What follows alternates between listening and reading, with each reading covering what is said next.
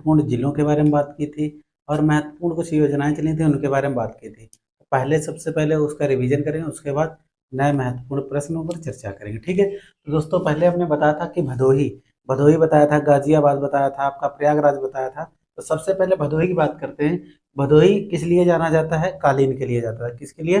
कालीन उत्पादन के लिए जाना जाता है। यहाँ पे क्या हुआ, श्री योगी आदित्यनाथ जी ने 4 दिवसीय 45वें अंतर्राष्ट्रीय कालीन मेला का प्रारंभ किया था।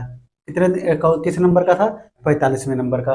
कब हुआ? 9 अक्टूबर 2023 से इसकी शुरुआत हुई थी। ठीक, अगला बताया था गाजियाबाद। गाजियाबाद में क्या है? हिंडन वायु एयरपोर्ट भी है वहां पर। क्या है? और हिंडन नदी पर है। गाजियाबाद किस नदी के तट पर है? हिंडन नदी के तट पर। तो हिंडन वायुसेना स्टेशन में अपनी तरह की पहली ड्रोन प्रदर्शनी इसने क्या की? भारत ड्रोन शक्ति का आयोजित किया। ठीक, क्या हुआ इसमें? हिंडन वायुसेना में भारत ड्रोन शक्ति प्रदर्शनी का आयोजन हुआ। ठीक, कहाँ? गाजियाबाद में। ठीक, अब अगला है बनारस। बनारस बात करते हैं। मोदी जी ने 1115 करोड़ रुपए की लागत से बने 16 अटल आवासीय विद्यालयों का लोकार्पण किया।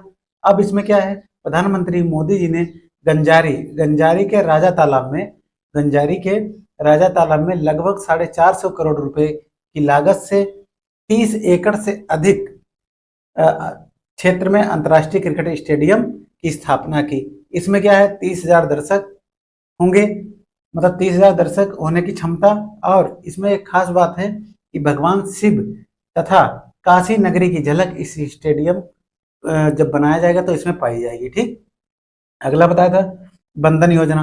बंधन योजना क्या है? उत्तर प्रदेश सरकार द्वारा मंत्रिमंडल द्वारा प्रदेश में सांस्कृतिक, पौराणिक, धार्मिक, ऐतिहासिक महत्व के स्थलों की स्थापना करना और उनकी सुरक्षा करना, इसलिए यह बंधन योजना की शुरुआत हुई। ठीक, आप बता रहे पाइपलाइन शुरू हुई थी विजयपुर औरैया फूलपुर पाइपलाइन परियोजना की शुरुआत हुई। 352 किलोमीटर लंबी यह परियोजना है, पाइपलाइन परियोजना। प्रधानमंत्री मोदी जी ने 5 अक्टूबर 2023 को इसकी शुरुआत की। ठीक, अब इस पाइपलाइन के निर्माण में लागत लगी है 1750 करोड़ रुपए लगी। ठीक, अब बात करते हैं अगली। Robotics process automation RPA lab की स्थापना हुई है। कहाँ? इलेक्ट्रॉनिक एवं सूचना प्रौद्योगिकी मंत्रालय के द्वारा। सचिव है एस कृष्णन द्वारा नाइलिटेक संस्था है। कहाँ? गोरखपुर में। प्रदेश की पहली रोबोटिक प्रोसेस ऑटोमेशन लैब की स्थापना हुई। ठीक, अगला शहर था आगरा। आगरा में उत्तर प्रदेश सरकार का मंत्रिमंडल द्वारा अंतर्राष्ट्रीय आलू अनुसंधान केंद्र की शाखा का खोलने को मंजूरी दी गई 22 अगस्त 2023 को।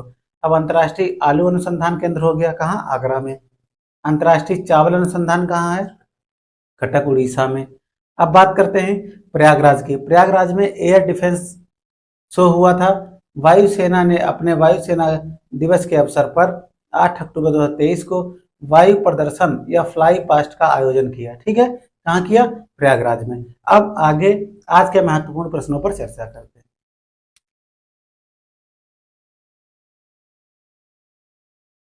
तो हमारा जो टॉपिक चल रहा था उत्तर प्रदेश परिदृश्य, उसके संबंध में कल जो पढ़ाया था उसका रिवीजन कराया। आज जो महत्वपूर्ण प्रश्न है उन पर हम चर्चा करेंगे। जैसे आज गांधी 5 आपको पढ़ाएंगे और जो महत्वपूर्ण जनपद बचे हुए थे उनके बारे में बताएंगे कौन कौन सी योजना शुरू हुई। ठीक, तो पहला प्रश्न है अंतर्राष्ट्रीय मंदिर कन्वेंशन एवं एक्सपो, मोस्ट इंपॉर्टेंट है। ठीक है, अंतर्राष्ट्रीय मंदिर कन्वेंशन एवं एक्सपो ये पहली बार हुआ है और कहाँ हुआ है? बनारस में हुआ। कहाँ हुआ? बनारस में हुआ। कब हुआ? ये हुआ 22 से 24 जुलाई 2023 में। ठीक, पहला पूछा जाएगा अंतर्राष्ट्रीय मंदिर कन्वेंशन एवं एक्सपो 2023 कहाँ हुआ? बनारस में हुआ। ठीक, अगला मोस्ट इंपॉर्टेंट है गांधी 5। गांधी 5 क्या है? गांधी 5 एनएसजी कमांडो और उत्तर प्रदेश पुलिस द्वारा एक अभियान चलाया गया जिसमें आतंकवादी घटनाओं से निपटने के लिए। अब देखिए कहाँ हुआ है गांधी 5। पुलिस मुख्यालय लखनऊ में। पुलिस मुख्यालय कहाँ है? लखनऊ में है। सिग्नेचर बिल्डिंग इसका नाम है। ठीक है, इकाना स्टेडियम के सामने पुलिस मुख्यालय लखनऊ में यह संयुक्त अभ्यास आयोजित किया गया।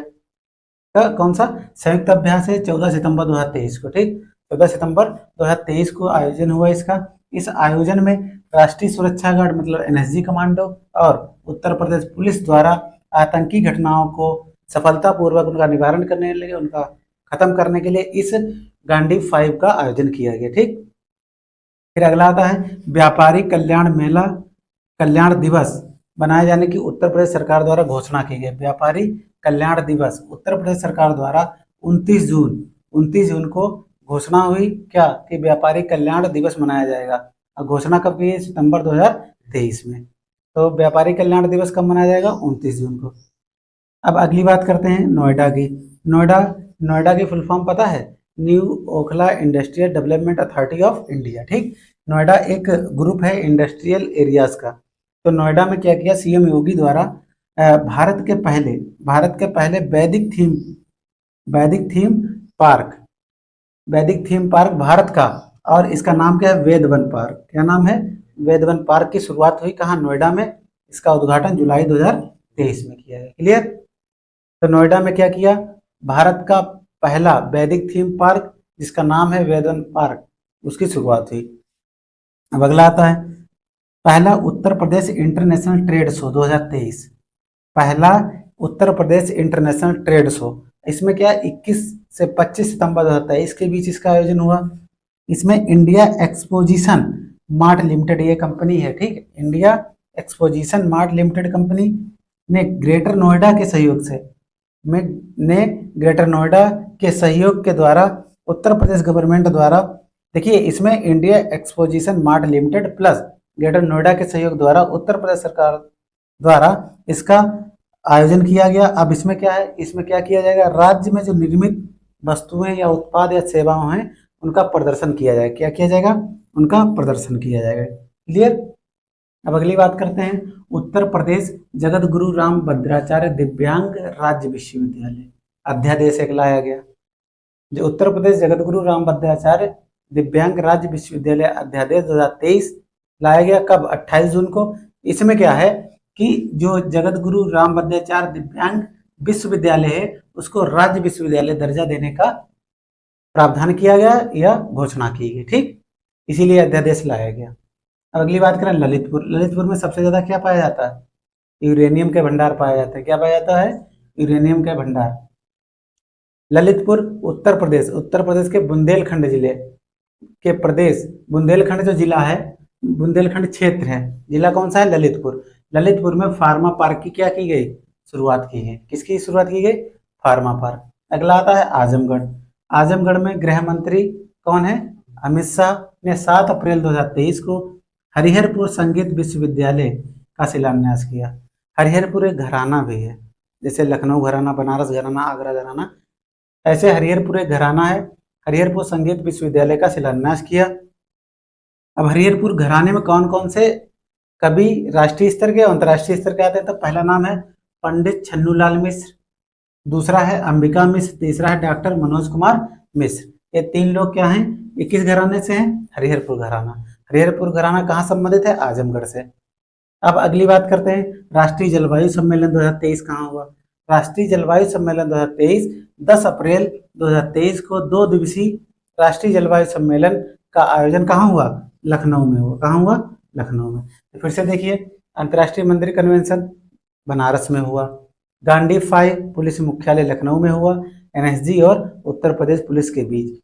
फिर क्या है? व्यापारी कल्याण दिवस 29 जून को मनाया जाता है। घोषणा कब की गई? सितंबर 2023 में। हर वर्ष 29 जून को ही व्यापारी कल्याण दिवस मनाया जाएगा। अगला, नोएडा में वैदिक थीम पार्क वाले भारत का पहला वेदवन पार्क की स्थापना की गई। पहला Uttar Pradesh international trade show किया गया, ठीक, उत्पादों और सेवाओं का प्रदर्शन करने के लिए। उत्तर प्रदेश जगत गुरु राम भद्राचार्य दिव्यांग राज्य विश्वविद्यालय अध्यादेश लाया गया, जिसमें विश्वविद्यालय को राज्य विश्वविद्यालय का दर्जा दिया जाएगा। ललितपुर में बताया प्रदेश का पहला फार्मा पार्क है, आजमगढ़ में हरिहरपुर घराने में बताया संगीत विश्वविद्यालय, यहाँ पर एक विश्वविद्यालय की स्थापना होगी आजमगढ़ में, हरिहरपुर संगीत विश्वविद्यालय उसका नाम है। उसमें इतने कवि आते हैं, छन्नूलाल, अंबिका मिश्र और मनोज कुमार मिश्र। ठीक, अब बात करते हैं राष्ट्रीय जलवायु सम्मेलन, ये कहाँ हुआ? लखनऊ में हुआ। तो आज जो महत्वपूर्ण प्रश्न है उन पर चर्चा की। अब मिलते हैं आपको अगले वीडियो, जब तक के लिए जय हिंद जय भारत।